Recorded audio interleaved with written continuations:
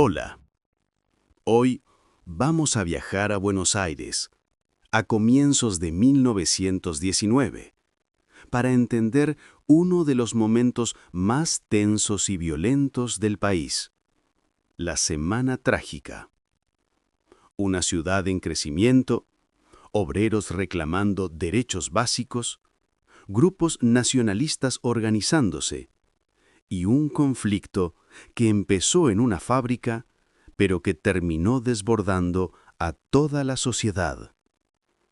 Vamos a ver qué pasó, por qué pasó y qué dejó marcado en la historia argentina.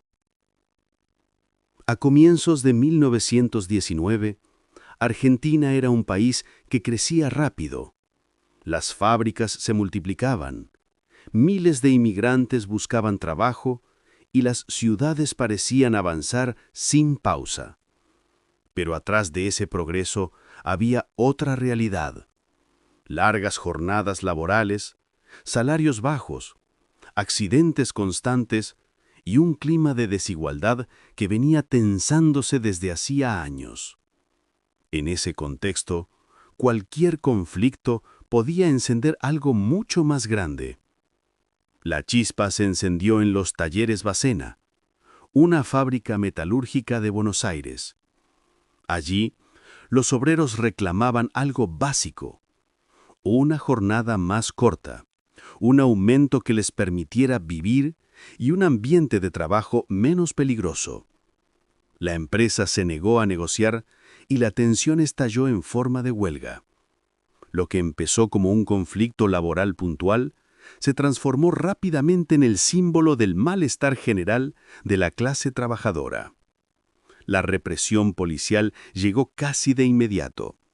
Hubo disparos, heridos y muertos entre los obreros, y esa violencia provocó que miles de trabajadores de otras fábricas se sumaran a la protesta.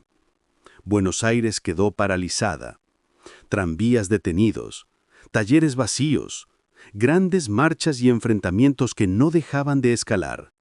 Las calles se convirtieron en un escenario de caos y miedo, y el conflicto comenzó a desbordarse.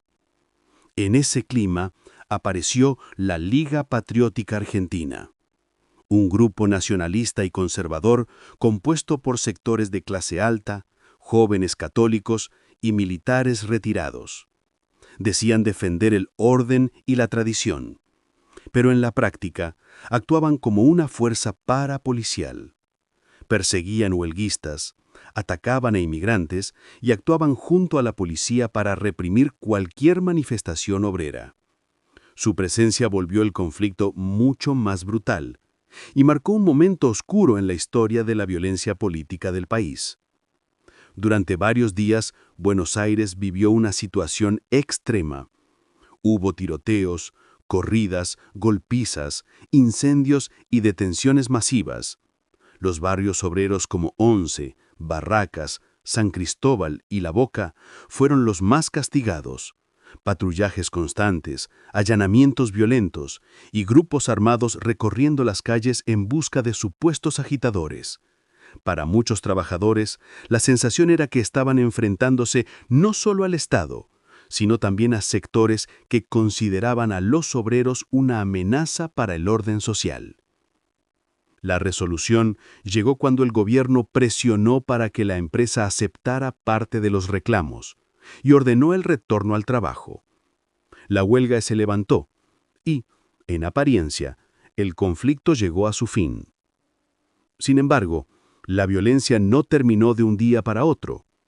Todavía por varios días continuaron los arrestos, los ataques a obreros y las persecuciones a inmigrantes, sobre todo a quienes simpatizaban con ideas sindicales o anarquistas. Las consecuencias fueron profundas. Nunca se supo con exactitud cuántos muertos dejó la Semana Trágica, pero los testimonios coinciden en que fueron muchos más de los que se reconocieron oficialmente. La Liga Patriótica ganó influencia y se convirtió en un actor importante en los años siguientes, justificando la violencia como herramienta política. Y además dejó una marca en la clase trabajadora argentina. la conciencia de que la lucha por mejores condiciones laborales iba a ser larga, difícil y constantemente resistida. La Semana Trágica reveló las tensiones de una sociedad que avanzaba rápido, pero que dejaba a muchos atrás, y mostró cómo un conflicto que podría haberse resuelto con diálogo terminó transformándose en uno de los episodios más violentos del país.